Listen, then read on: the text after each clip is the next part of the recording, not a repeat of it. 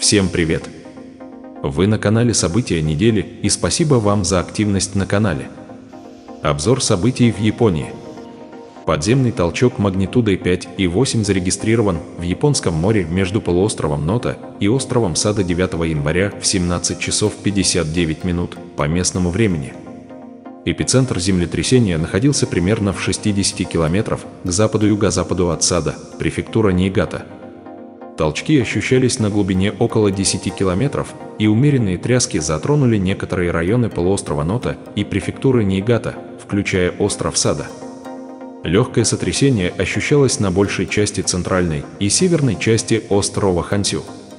На данный момент не поступало сообщений о разрушениях или жертвах в результате землетрясения. В ближайшие дни вероятны умеренные толчки. Ожидается, что волны не достигнут высоты более 20 сантиметров. В социальных сетях было опубликовано видео, снятое сразу после разрушительного землетрясения, произошедшего в японском городе Вадзима. На кадрах видно, как люди бегут к укрытию, в то время как массивный оползень движется по дороге, разрушая дома и обрывая линии электропередач. В результате стихийного бедствия на дороге образовались трещины. Последствия оползня казались разрушительными. Синим брезентом накрыто, где раньше были дома, дороги, электроводоснабжение и другая инфраструктура. В субботу в городе Сузу на сильно пострадавшем полуострове Нота спасли живой 90-летнюю женщину из-под завалов рухнувшего дома через 5 дней после землетрясения в Японии. За последние дни сильный снегопад в пострадавших от землетрясения районах Японии затрудняет проводить спасательные операции, поскольку число погибших в результате землетрясений возросло до 203 человек, а также говорят, что более 100 человек до сих пор числятся пропавшими без вести. Японское метеорологическое агентство зафиксировало выпадение снега высотой до 13 сантиметров, главным образом в пострадавших от землетрясения районах провинции Исикава. Спасатели продолжают работать круглосуточно, чтобы найти выживших, в то время как эвакуированные ждут дополнительной помощи в очень холодную погоду и проливной дождь.